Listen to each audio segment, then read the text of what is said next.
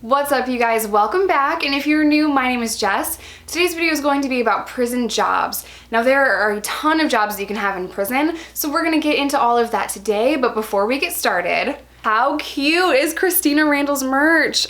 That's my bestie right there. I love it. I'm gonna rock it all day. So, let's just go ahead and get started. Now, there are a lot of jobs in prison, but before you can get a job in prison, you have to be classified. Now, what that is when you are brand new to the prison, a lot of facilities will have you at a certain class. So you go in the last prison I was at, I went in as a class 2. Now, what that means is you have to be there for 30 days and not have anything, not break any rules or not get caught with any contraband, just be really good for 30 days, maybe it's 60. It has been a minute since I've been there before you can get a class 1. So you are only allowed to have a class 2 job. And there are different levels and everything. So at McPherson Prison in Arkansas, which is where I did my last bid, you will have to go to field squad if you're a class 2, but we'll get into that. So you're brand new and they put schedules out and they say classification committee. I'm sorry, let's back up a little bit more. When you first get there, you get put on the schedule for orientation. You guys, orientation is where you all go to the visitation room, or I guess different prisons have a different layout of it. Maybe you'll go to a classroom setting. They'll put you in these chairs and they'll pop in a VHS tape from the 80s, early 90s, and it's a Prea video. And that is about prison rape. And it is the most uncomfortable thing. I think one of the inmates puts a Snickers bar or a bag of chips on the bed. It's just so weird and uncomfortable. And everyone in that room is it's so awkward. And then there's signs in the prison that say Prea. So yeah, the Prea video is super uncomfortable and whatever, but legally they have to show you that video and it's super hella creepy. Anyway, moving on. Then you get put on the schedule to be classified, to go in front of the classification committee. And that is uncomfortable too, because you walk into this room, they have your jacket on the screen and they say your number, your name, your last name and your number. And you're just sitting there yes, that's me. And I mean, they know it's you, but you have to acknowledge that yes, it's you. They have your mugshot on the screen. They know it's you. But they ask you, do you have any medical conditions? Do you, is there any reason why you can't have the job field squad? Every single person that comes in as a class 2, if you are physically able, you go to field squad, AKA chain gang. And if you have not seen that video, I will leave it on the card up here, or over here, whatever. I will leave it on the card. So crazy video. I think McPherson kind of dialed down the craziness over the last years. I mean, I've been out of prison for 5 years, so I think McPherson has changed that policy. Classification committee will determine if you have any ailments. Maybe it's pregnancy, maybe you are a senior citizen, maybe you have some kind of reason why you can't physically do field squad.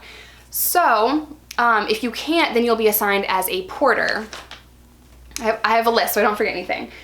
So let's just go down the list. A porter is somebody, you can be a barracks porter, a medical porter, a segregation porter, a hallway porter. There's all kinds of porters. Some prisons call them different things, but essentially a porter is someone that cleans whatever area they're assigned to. So if you're a medical porter, you stay in the infirmary and you clean up empty trash cans, sweep, mop, Windex windows. It's your job to clean things. If you're in the barracks or the dorm, it's your job to clean the dorm, and they'll give you cleaning supplies, but you guys, you're not gonna get bleach, you're not gonna get Lysol, you're not gonna get anything. You're gonna get whatever solution they put in that bucket, and you're mopping the floor. You're also mopping the floor with the same mop that goes to everyone's unit. It goes to everyone's bathroom. It's disgusting. The only thing those mops do is just spread around germs. It's seriously the grossest thing ever. So there would also be laundry barracks people. So say you couldn't actually work in laundry, and we'll get to what that looks like. You could only, because of some physical reason, maybe you're elderly, whatever, you would just hand out the laundry after it got delivered to the barracks. You'd stay in the barracks all day, hand out people's laundry. That was your job. So since we're talking about laundry, let's take a look at what laundry looks like. So this was my job, and I mean, I've worked other jobs, but this was my job for quite a while, and those days in laundry are so hard. I remember working 5 days in a row with weekends off, and it was so hard. So let me tell you what that is like to work in laundry. There's no air, you can't take breaks for water, and even when you can, the water fountain is really, really warm water, and you're standing there. So there's different jobs in the laundry. Maybe you're the press. I always wanted to do that, but they never let me. So some of the job, there's like this flat iron press, and some of the inmates were allowed to get their class A pressed. So if they had a visit or whatever, they could make one of their uniforms look nicer than others, and they would iron press them. And there was like this big machine, you'd press them and lay them out. I was never allowed to do that, like I said. So then there'd be people putting the laundry into the washer. Then there'd be people that take it out of the washer. Then there'd be people that put it in the dryer and then take it out of the dryer. Then there'd be the folders.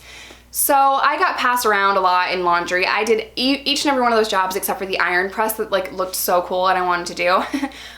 So it's long days, 12-hour days, you don't get a break, and it's stressful. You're sweating the whole time, you can't talk. They make sure that you're not communicating or chatting. You can't listen to your radio.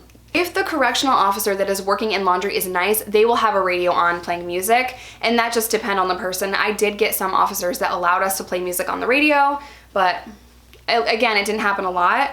So the thing that grosses me out about laundry is we'd have these mesh bags with underwear, bras, socks. Everyone got these mesh bags. Everyone washed their laundry in the same dirty water as everyone else. Maybe it was that time of the month, or there's fluids or whatever. Some people have illnesses or infections, like staph infection. I mean, it's really gross. It's just really, really gross. And so yeah, we're washing our laundry in the same dirty laundry as everyone else. And these are huge industrial sized washers. So it fits like the entire barracks laundry in like all the laundry bags. It fits all of the laundry bags in one like go. So 50 women washing their panties in the same water. Like, ugh, okay, moving on. That was one of the jobs. When I was pregnant, I was a laundry folder in the barracks. So I just stayed there and I folded all the laundry and passed out all the laundry. I hated it. And sometimes I would pay other people to do my job. Okay, moving on. Kitchen. Kitchen is exactly what it sounds like. You're making food, you're handing out food. There would also be night kitchen, and that means some of the inmates would come in under night kitchen staff. If you're in a program barracks, then you'd work night kitchen. And you'd clean the tables in the chow hall, you'd clean like the big trays that they make like cornbread and stuff on, you'd clean those, you'd mop the floor.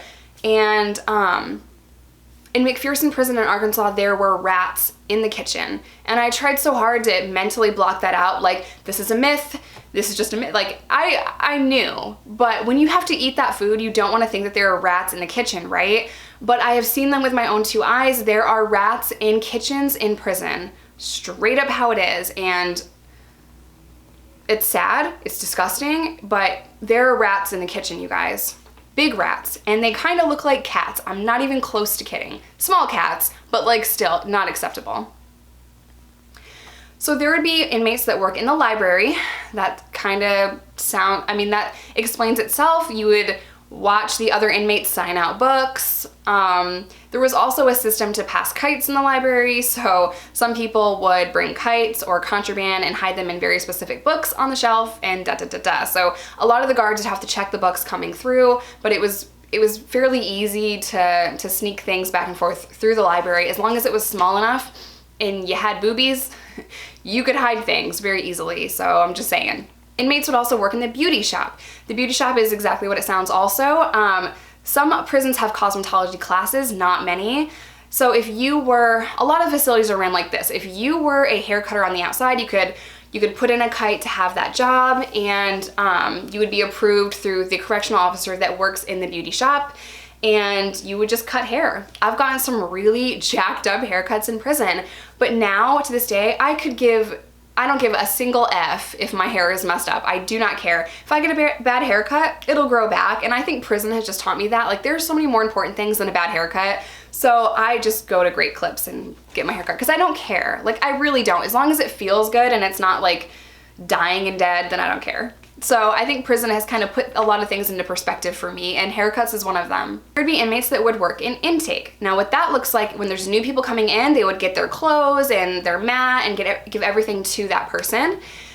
Intake would also have to pass out issuance. So once a week, the intake people would come down to the barracks in the housing unit with this huge bag of toilet paper. Every inmate would get 3 rolls of toilet paper. They would get 2 bars of soap, 1 little tube of glue that's toothpaste, and a razor. As long as you were not on razor restriction, every facility does that differently. Sometimes you have to sign out the razor. I mean, there's a whole thing, but that is called issuance. And once a week, intake workers would come through and we'd line up and we'd get our toilet paper and we'd get our issuance. Other inmates would work in Sallyport. Now Sallyport is the back of the prison where the inmates come in. So their job looks like if there's a truck that's bringing in food or a van or a bus that's bringing in other inmates, there'd be a gate and then another gate, and the correctional officer would have to unlock both gates, and they're huge, you guys.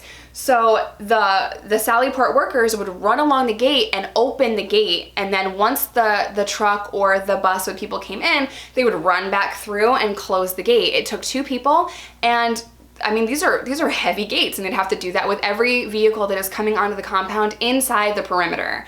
So that's what they did. They also worked, they just worked in back there with whatever job they needed to do, whether it was cleaning or running along the gates or whatever. In that specific job, you had to be a class 1A, which means you've never escaped before or you don't have any warrants or whatever. There's different classifications for every different job. So for Sallyport, you had to be class 1A at the facility that I was at. So, you know, I couldn't go because I had a warrant, so I couldn't work Sallyport either. Worst job that you could have in prison is a hazardous waste cleanup team. This is the worst.